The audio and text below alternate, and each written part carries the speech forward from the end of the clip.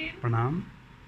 गुरुदेव, मेरा प्रश्न है कि आज्ञा चक्र दोनों अवस्थाओं में कैसे काम करता है? जब किसी का आज्ञा चक्र जागरूक होता है उस अवस्था में, और एक जब जो कोई ध्यान नहीं करता वो व्यक्ति जिसका निस्तेज रहता है आज्ञा चक्र, वो कैसे कार्य करता है?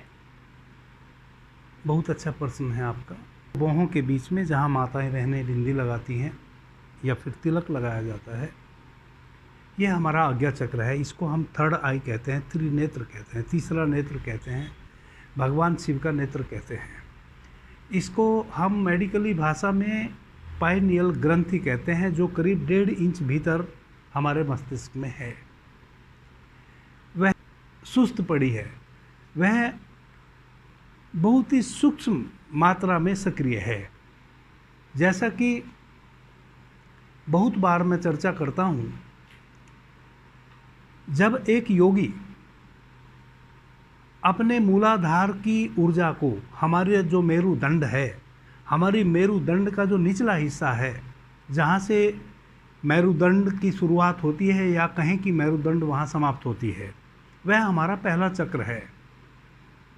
उस पहले चक्र को हम मूलाधार चक्र कहते हैं। एक साधक जब उस मूलाधार चक्र की ऊर्जा को योग के माध्यम से, ध्यान की विशेष विधियों के माध्यम से, श्वासों की विशेष प्रक्रिया से ऊपर उठाते हुए, यानी कि उस ऊर्जा का उधर्व गमन करते हुए अपने आज्ञा चक्र पे लाता है, तब हमारा जो वह पाइनियल ग्रंथि है, या जिसको आप आज्ञा चक्र कह रही हैं, वह आज्ञा चक्र पे वह ऊर्जा चोट करती है, वह आज्ञा चक्र सक्रिय होता है, यानी कि वह पाइनियल ग्रंथि सक्रिय हो जाती है। जब वह सक्रिय हो जाती है तो हम शिव के लोक में प्रवेश कर जाते हैं। तब साधक की वह अवस्था होती है जब वह पारलौकिक चीज़ों के विषय में उसको पता चलना शुरू होता है, यानी कि इस लोक का भी उसको ज्ञान होता है और पारलौकिक विद्याओं का भी उसको आभास होना शुरू हो जाता है, पारलौकिक शक्तियों का भी उसको ज्ञान होना शुरू हो जाता है। लेकिन यह तो योगियों के द्वारा अपनी मूलाधार की ऊर्जा को आज्ञा चक्र तक उधर्व गमन करने के पश्चात की घटना है। अमूमन जो नॉर्मल स्वाभाविक लोग हैं, जो ध्यान साधना नहीं करते हैं, उनकी भी वह पाइनियल ग्रंथि सक्रिय तो है, लेकिन वह अति सक्रिय नहीं है। अति सक्रिय होने का मतलब है कि हमारा जो है मस्तिष्क है, हमारे मस्तिष्क का आधे हिस्से का हम अमूमन उपयोग करते हैं अपने इन सांसारिक क्रियाकलापों में, जिसको हम बुद्धिमान व्यक्ति कहते हैं, अति बुद्धिमान व्यक्ति कहते हैं। वह भी अपने मस्तिष्क के आधे हिस्से में जी रहा होता है। हमारे मस्तिष्क का आधा हिस्सा जो है वह हिस्सा है जब हमारा त्रिनेत्र, यानी कि वह पाइनियल ग्रंथि पूरी तरह सक्रिय हो जाती है।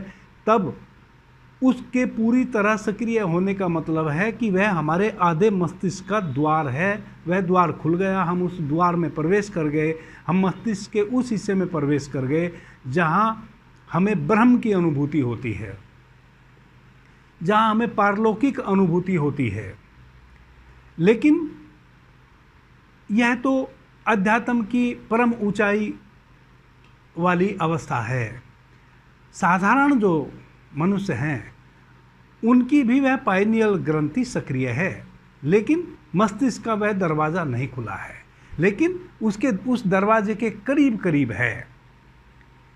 अकस्मात कभी कभी किसी दुर्घटनावश, या जब हम बहुत आनंदित होते हैं, जब हम बहुत आनंद की अवस्था में होते हैं, या हम बहुत प्रेम की अवस्था में होते हैं, तब भी अकस्मात हमारा वह आज्ञा चक्र सक्रिय हो जाता है। कभी कभी हमारा निद्रा अवस्था में वह आज्ञा चक्र सक्रिय हो जाता है, यानी कि वह पाइनियल ग्रंथि सक्रिय हो जाती है और हमें विजन आने लगते हैं। कभी कभी हमारे स्वप्न जो हैं वह सच हो जाते हैं, चूँकि वह जो स्वप्न है वह स्वप्न ना होके विजन आया है और वह हमारे त्रिनेत्र से आया है। कभी बहुत घबराहट की स्थिति में भी हम अपने उस आज्ञा चक्र में प्रवेश कर जाते हैं। देखिए, हमारा जो यह आज्ञा चक्र है, यह आज्ञा देने वाला चक्र है। साधारण मनुष्यों का भी यह आज्ञा चक्र 10%, 5% हमेशा सक्रिय रहता है। जब भी आप आंख बंद करके ध्यान में बैठते हैं और अपने आज्ञा चक्र पे अपने होश को लाते हैं और उस होश को वहाँ लाके, अपने होश को आज्ञा चक्र पे लाके जब आप कोई विचार करते हैं या कोई भावना करते हैं तो उस विचार का, उस भावना का प्रतिफलन होता है।